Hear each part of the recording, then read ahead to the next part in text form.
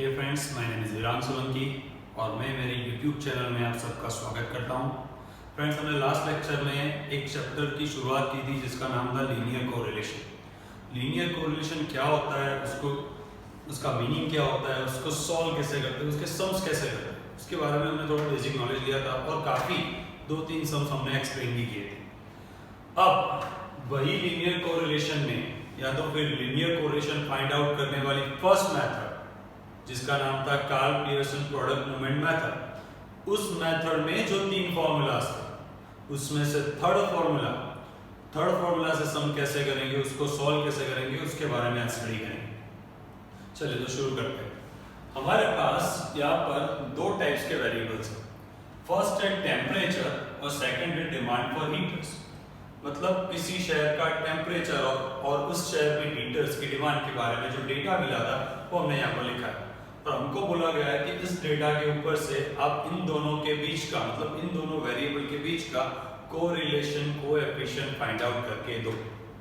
ठीक है, तो सबसे पहली चीज हम क्या करते हैं कोरिलेशन कोएफिशिएंट फाइंड आउट करने के लिए? सबसे पहले हम डेटा देखेंगे। अगर ये डेटा, मतलब जो डेटा दिया हो उसमें जो नंबर्स दिए हो, अगर वो सारे के सारे नंबर्स 50 या उससे कम वैल्यू के हो, ठीक है, सारे के सारे नंबर्स की वैल्यू 50 से कम हुई तो हम थर्ड फॉर्मूला का यूज करेंगे, जो फॉर्मूला थी R equals to n sigma xy minus sigma x sigma y whole upon under root n sigma x square minus sigma x whole square under root n sigma y square minus sigma y whole square. ठीक है, अगर सारे के सारे numbers की value 50 से कम हुई, सारे के सारे नंबर्स की वैल्यू 50 से कम हुई तो हम इस थर्ड फॉर्मूला का यूज करेंगे। ठीक है, अब यहाँ पर जो हमने एग्जांपल लिया है उसमें सारे नंबर्स की वैल्यू 50 से कम ही है तो हम ये थर्ड फॉर्मूला का यूज करेंगे और उसके ऊपर से सम सॉल्व करने की ट्राई करेंगे। चलो कैसे होगा? सबसे पहली चीज टोटल करो। 3 + 4 7, 7 + 6 13, 13 + 20 + 9 20। ठीक है, और इसका अगर हम टोटल करेंगे तो कुछ आ रहा है आपका 65। ठीक है, x और y की कॉलम बना लिया आपने जो सम में दिए हैं और उसके ऊपर से उसका टोटल भी कर लिया। अब हम एक स्टेप फर्दर जाएंगे, उसके बाद कौन सी कॉलम बनाएंगे? तो उसके बाद हम बनाएंगे xy की कॉलम। xy मतलब x into y।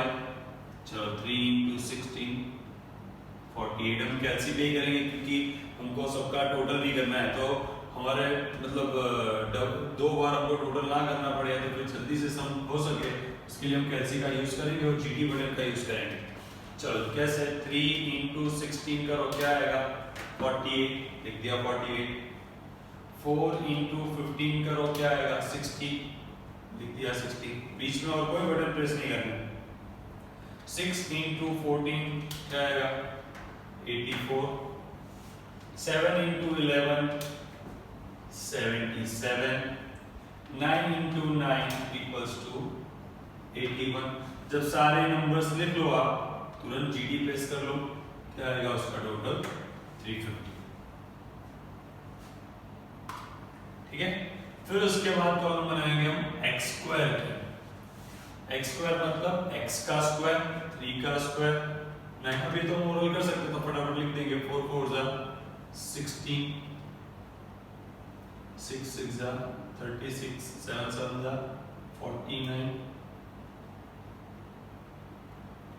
9 9 जा 81। चलो टोटल करते हैं 9 + 16 + 36 + 49 + 81 191।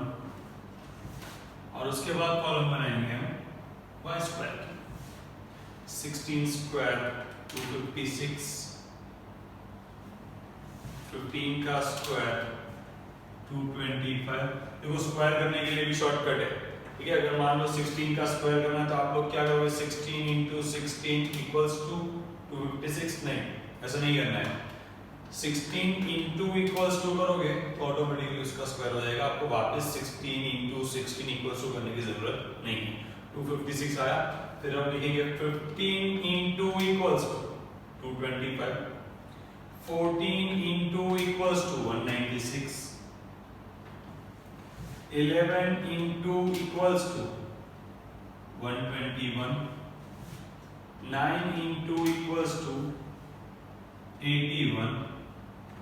जैसे ही सारा नंबर्स आप लिख लो, वैसे टोटल दबा दो, जीटी दबा दो, 879 वो आपके कॉलम की वैल्यू,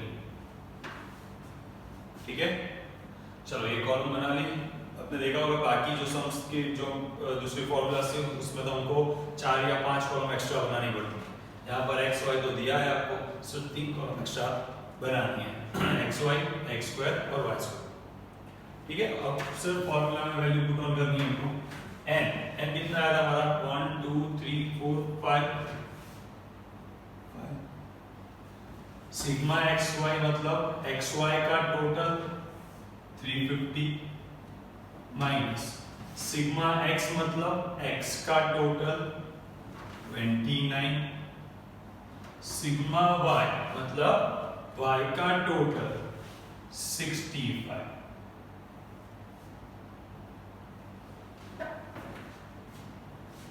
चलो पहले आ रहा है n, तो n लिखेंगे 5 इंटू सिग्मा एक्स स्क्वायर मतलब एक्स स्क्वायर का total 191 minus sigma x whole square मतलब सिग्मा एक्स 29 और फिर उसका स्क्वायर, ठीक है।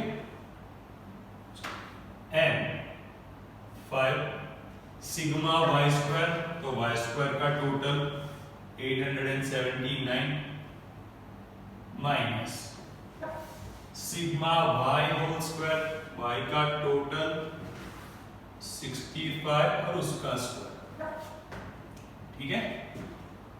चलो अब सॉल्व करेंगे इसको। 5 × 350 equals to 1750 minus 29 × 65 equals to 1885